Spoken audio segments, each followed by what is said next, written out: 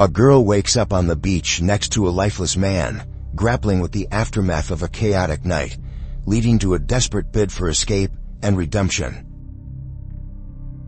This movie is based on a true story. In the first shots, we see a girl crying on the beach. 48 hours earlier, Sergey and Masha are arguing about whether or not to let their daughter go to America. Masha is tired of the fact that the husband never listens to her. Sergey, a member of the State Duma, doesn't understand what his wife is complaining about. After all, she doesn't even work. The man called the modeling agency and asked Linda to delay Anya's flight for 3 weeks because the mother intended to go with her. The problem is that Masha doesn't have a visa yet. However, according to the contract terms, this is impossible. If Anya refuses to fly now, another model will take her place on the runway. That's how business works in Hollywood. In the end, the couple had to compromise. Meanwhile, Anya is spending time with her friends. She is annoyed by the parents' excessive control, and now the girl has learned that she will be going to America alone. It will be a chance to take a break from her family's supervision. Anya is already anticipating how she will conquer Los Angeles. She was accompanied by Linda, who told the girl that she would have to work hard to achieve success. Linda's driver, Andrei, who was driving them from the airport, was also Russian by the way. Anya was settled in a luxurious cottage. 2 more girls will arrive soon, but not Russians, a Pole and a Czech. Camila, who is half Mexican, will be helping the girls around the house. Linda showed Anya her room. Andrei doesn't like that Camila spends more money than she's given and doesn't provide receipts. Linda, on the contrary, feels sorry for the girl. Anya video called her parents and showed them the house. Masha reminded the daughter that she shouldn't eat fast food or Mexican food, as it's too spicy. The parents are very proud of Anya, believing that she will handle everything. Of course, Masha is worried, but Sergey is much more optimistic. Anya doesn't like that Camila constantly invades her personal space. Besides, Camila doesn't speak Russian, and Anya speaks very little English. Soon there was a youth party for aspiring actors and models. Due to the language barrier, Anya could barely communicate with anyone. Everyone tried to ask her if it was true that bears walk the streets in Russia. Declining a drink, Anya went back inside the house and called the mother, saying how much she missed her. It's nighttime in Moscow. Anya is upset that she can't properly communicate with anyone in America. A guy from the party, Steve, tried to cheer Anya up, and he succeeded.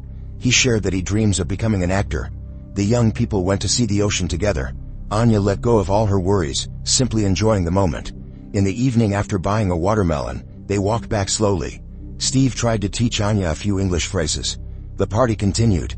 Camila threw a jealous fit at Steve, not understanding why he was spending time with this Russian girl. Anya's irritation grew. In the kitchen, the girls quarreled again. Camila yelled at Anya to go back to Russia. At night, the girl sat on the beach.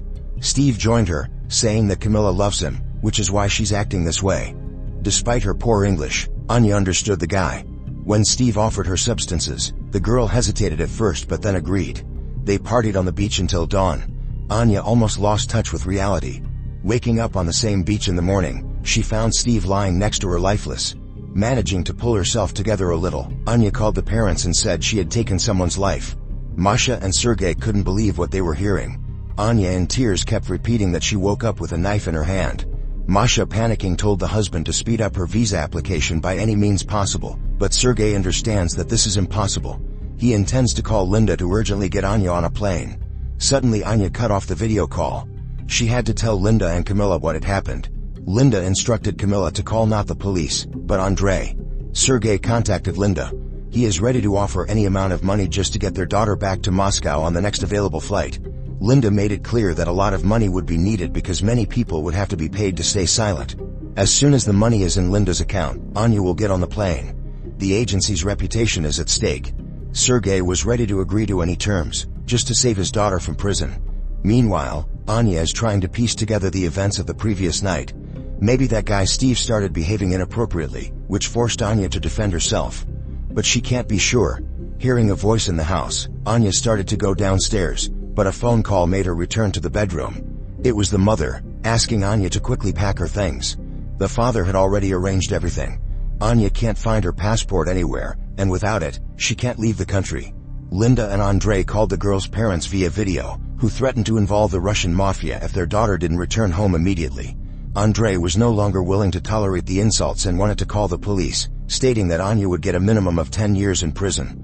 Or more, considering the fact that she had taken substances the night before. Sergey and Masha couldn't believe their daughter was capable of such a thing, but Anya confirmed it. She was unbearably ashamed. Linda urged Andrei not to call the police.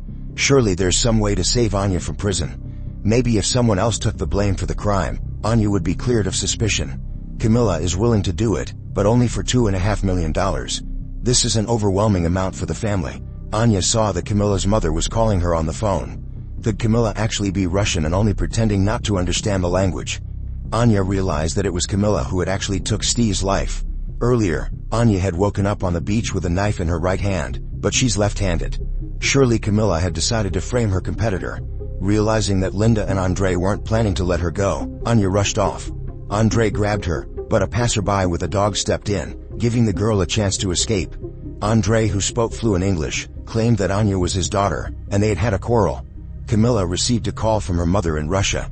The woman hopes the daughter will come to the brother's funeral, but Camila can't leave America because she's here illegally. Since Anya ran off with Camila's phone, Andrei and Linda were able to track her through an app. Anya has no idea where to go. She tried to ask passers-by for help, but no one understood her. Suddenly a call came in from Steve, who as it turns out is alive. The guy told Anya that she could trust only him. At that moment Camila appeared, trying to explain the situation, but Anya couldn't trust this girl. Camila advised her to call the parents right away. The problem is, Anya doesn't remember a single number by heart. Seeing the girls on the street, Steve called Andrei and told him that Anya and Camila had run off together. This wasn't part of Andrei and Linda's plans at all. Steve called again, convincing Camila to help him catch Anya. In that case they would get their money and Camila could return to Russia. They agreed to meet at the pier. Barely holding back her emotions, Camila called her mother and said she would make it to the brother's funeral. Despite the arrangement with Steve, Camila told Anya they should go to Houston, to the Russian embassy. Sergey learned from Linda that his daughter had gone missing. He was strongly opposed to contacting the police. Andrei and Linda know that if Anya tells the truth, they'll be barred from re-entering Russia because Sergey will find them no matter what. Linda and Andrei have long been involved in this illegal business, luring girls under the pretense of modeling careers. Sergey called his old friend Petrovich and asked for help. Petrovich happens to have a reliable man in Los Angeles. The most important thing for the girls right now is to get to Houston. It will take about a day. Anya urgently needed to use the restroom. When she returned, Camila was already unconscious. At that moment Steve ran up to them, saying that Camila was sick and they needed to get to the hospital immediately. Without hesitation Anya agreed to get in the car with him, not suspecting that just minutes earlier, Steve had injected Camila with something. Upon learning that Anya was with Steve, Andrei thought for a moment that they had gotten away with it. Linda realized that her accomplice had started drinking heavily again, and she didn't like it. Suddenly Linda received a call from a man who introduced himself as Yuri Belkin. He was a private detective representing the interests of Russian State Duma Deputy Sergei Antonov. Yuri insisted on a personal meeting. They agreed to meet at the pier at 7 o'clock in the evening. After that, Linda messaged someone she referred to as the middleman, saying that she had some exotic goods. Meanwhile, Anya asked Steve where they were going. The guy replied in English that they were looking for the nearest hospital. Linda texted the middleman again, saying that she needed the two girls to disappear. The middleman replied that the cost would be at least $250,000. Linda didn't want to know exactly how they would disappear. Steve brought Anya and unconscious Camila back to Andrei. Anya tried to break free but it was in vain. Linda called Andrei, asking him to film Anya and Camila for the middleman.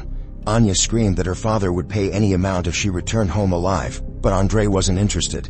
The girls ended up locked in the garage. Camila, regaining consciousness, told Anya that Linda and Andrei had been doing this for a long time, setting up fake crimes to extort money from the parents of young models.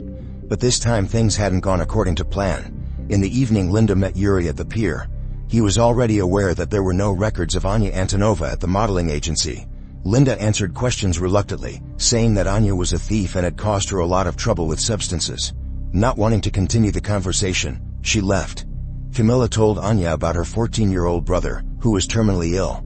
Camila had come to America to earn money for an expensive operation, but she hadn't managed to save up enough. Anya hugged the crying girl, but the touching moment was interrupted by Steve, who grabbed Anya and left Camila locked up. Andrei stopped this. Seizing the moment, Anya took Steve's phone and dialed 911. Andrei arranged a small filming session for the middleman. Anya had to follow all the instructions. Seeing two police officers outside the window, Andrei ordered Steve to take Anya back to the garage immediately. The officers explained to Andrei that they had received an emergency call. They also heard screams. Andre said it was probably because of the TV. Steve kept Anya and Camila in the garage.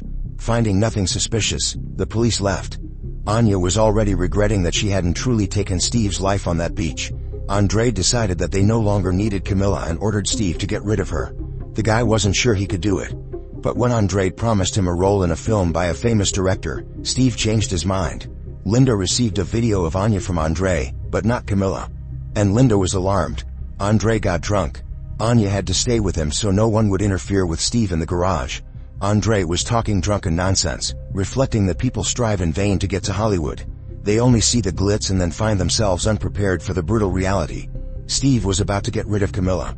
Waiting for Andre to fall asleep, Anya quietly entered the garage and attacked Steve from behind, saving Camila. A struggle ensued. At that moment Linda appeared, demanding that they stop. Anya picked up her lost passport from the floor.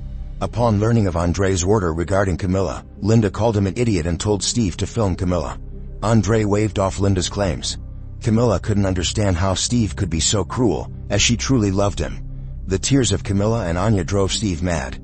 Linda wanted to end this whole situation as quickly as possible. Yuri examined Anya's call log and called his acquaintance, Tom, asking him to track the location of several phones for today. Yuri was determined to get to the truth. Anya was allowed to use the restroom. Steve didn't like how long she was taking. In the meantime, the girl had an idea.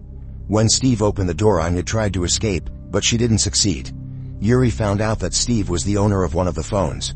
The detective called Tom again, and they agreed to meet tomorrow. Anya refused to eat, unlike Camila, who understood that they needed to be more compliant. They were still being held in the garage. Camila regretted stealing Anya's passport. She just didn't have a choice. In the morning, Yuri called Sergey, saying he had some leads. The grief-stricken father begged the detective to find his daughter. He had no one else to turn to. Tom came to Yuri and provided all the necessary data on a laptop. Linda and Andre were planning to meet with the middleman in a public place, but not in person. He left $250,000 in cash under a trash can for them. It was still unclear exactly when the goods would be picked up. Linda was making plans to buy a villa in Miami and hoped Andre would go with her, but he wanted to return to his hometown in Kyiv. Yuri managed to uncover something curious. Linda was growing increasingly nervous about the middleman not picking up the goods. Time passed until the evening. Andre got drunk again, but that wasn't Linda's concern right now. Finally, the middleman replied to her. The message said Red Room. This was the worst possible outcome for the girls. Andre used to think the Red Room was a myth. It's about live streams involving acts of brutality. Linda wasn't ready to go through with it and tried to back out of the deal, but the middleman made it clear there was no turning back. Sergey received bad news, a stream on the darknet featuring his daughter. Linda and Andre had no choice but to agree to send Anya and Camila to the Red Room. There was no other option. Linda didn't want to watch it. Andre also wasn't sure he could handle it, but Steve agreed to manage the stream remotely. Linda and Andre got drunk together. Neither of them had wanted this outcome. Sergey watched the stream helplessly. It was unbearable for him. Linda heard the screams. Andre was now genuinely regretting agreeing to Linda's offer to make money. Steve even enjoyed controlling the process. But he didn't know that Yuri was already here. Pointing his gun at Andre, Yuri demanded to know where the girls were. Anya had a seizure, so Steve had to enter the Red Room. Taking advantage of the moment, the girl ended his life. It turned out she had faked the seizure with the help of shampoo. Yuri had already called the police. Thus the girls were saved, and the villains were arrested. The worst was over. Anya promised Camila she would help her return to her homeland. Her father would take care of the documents. Soon, Sergey and Masha picked up their daughter from the airport. Anya didn't forget her best friend Camila and was looking forward to her visiting. This story highlights the importance of listening to and supporting loved ones, as Anna's initial rebellion against her parents' control leads her into a world of chaos. It teaches us that true strength lies not only in overcoming personal challenges, but also in the compassion we extend to others, emphasizing the need for unity in the face of adversity. Ultimately, it reminds us that love and resilience can prevail even in the darkest circumstances.